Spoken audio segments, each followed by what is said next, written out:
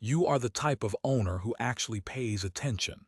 You notice the training stopped working, and instead of just raising your voice and hoping for a different result, you started asking why. That instinct matters. Most people keep repeating themselves louder and louder until the whole walk feels like an argument. You clicked on this video instead.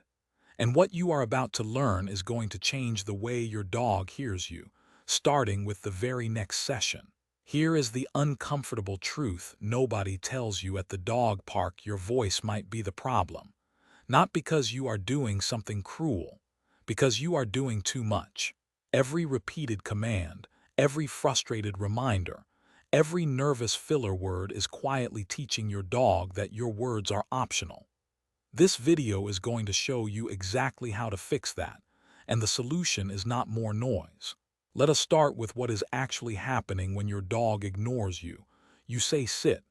Nothing. You say sit again. Maybe a glance. You say sit a third time, this time louder, and finally they drop into position. You feel a small win. But here is what actually just happened. Your dog did not learn to sit on the first cue. Your dog learned that sit means nothing until the tone of your voice shifts into that particular frustrated register on attempt number 3 or 4. You have accidentally trained the delay. This is what trainers call the white noise effect. When a word is repeated without consequence, the brain stops assigning it significance. Think about the sound of an air conditioner running in the background. You stopped hearing it within the first few minutes. Your dog has done exactly the same thing with your voice. Every repeated cue confirms to them that compliance is optional, that the word is just the beginning of a negotiation, and that waiting you out is a perfectly reasonable strategy. Your voice has not lost power because your dog is stubborn. It has lost power because you have overused it. Now here is where the science gets interesting. Dogs process repetitive auditory stimuli differently than we do. Research into canine sensory habituation shows that dogs begin filtering out repeated sounds, especially non-consequential ones, within roughly 3 to 5 exposures in a short window. That means by the time you have said sit for the third time in 30 seconds, your dog's brain has already started treating that sound like background static. It registers, but it does not demand a response. Contrast that with this scenario. A calm handler, one quiet word delivered once with complete stillness afterward. No follow-up, no escalation, no body language flooding the space with urgency. Studies in handler mechanics consistently show that dogs respond faster and more reliably to a single, low-pressure cue from a composed handler than they do to multiple loud cues from an anxious one. The whisper wins, not because it is magic, because it is rare and rare things get attention. When you repeat commands, you are not reinforcing clarity, you are reinforcing noise. And the moment you stop being noise is the moment your dog starts actually listening. So what do you do instead? The method is called the vacuum technique, and it is exactly what it sounds like. You create a void.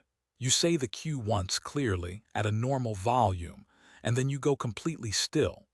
No second cue, no encouraging hand gesture, no verbal filler like come on or good boy as a pre-reward before they have done anything. You stop. You wait. You let the silence do the work. This feels profoundly uncomfortable at first. Every instinct you have will push you toward filling that silence. You will want a prompt to nudge, to repeat. Resist that completely.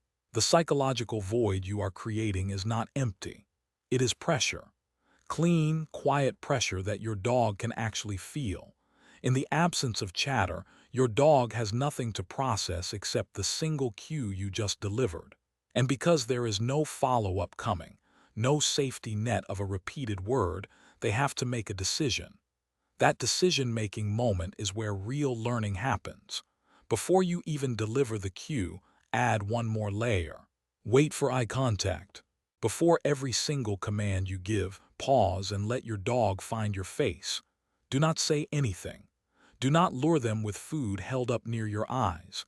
Just stop and wait for them to check in with you voluntarily. When that eye contact comes, then you give the cue once and then you go still again. This two-part sequence, eye contact first, single cue second, silence after, completely restructures the dynamic. You are no longer chasing your dog's attention. You are requiring it before you spend your words. And because your words now come infrequently and with clear consequence, they start to carry weight again. If your dog does not respond after a reasonable pause, do not repeat the cue. Reset the situation entirely. Walk away, break the moment, let 30 seconds pass and start again from the eye contact step. Repeating the cue is not a reset. It is a relapse into the pattern that stopped working. A true reset is a clean slate, and clean slates teach dogs that a non-response does not get rewarded with more information. It gets nothing. And nothing, it turns out, is a very powerful teacher. Now let us talk about what this actually looks like over time, because the shift is faster than most owners expect. Within 3 training sessions of applying the vacuum technique consistently, most dogs begin to change their check-in behavior. They start looking at you more frequently during walks, not because you asked, but because you became unpredictable in the best possible way. You stopped being a constant stream of noise, and you became a source of deliberate, meaningful communication. That is interesting to a dog. That is worth paying attention to. Within 7 days of consistent practice in low-distraction environments, first cue compliance typically climbs above 80%. That is not a small shift. That is a fundamental change in how your dog understands the relationship between your voice and their behavior. The cue is no longer the start of a negotiation. It is a complete sentence with an expected response. And something else happens that owners rarely anticipate. You get calmer. When you are not bracing yourself to repeat the command 4 times, when you are not already frustrated before your dog has even had a chance to respond, you show up to the training session differently. You are quieter, more deliberate, more present, and your dog feels every bit of that shift. The energy you bring to the moment is part of the cue itself. A calm handler is a clear handler, and a clear handler gets listened to. The owner who shouts is predictable. The owner who speaks once and then goes still is suddenly worth watching. Take one rule into today's session.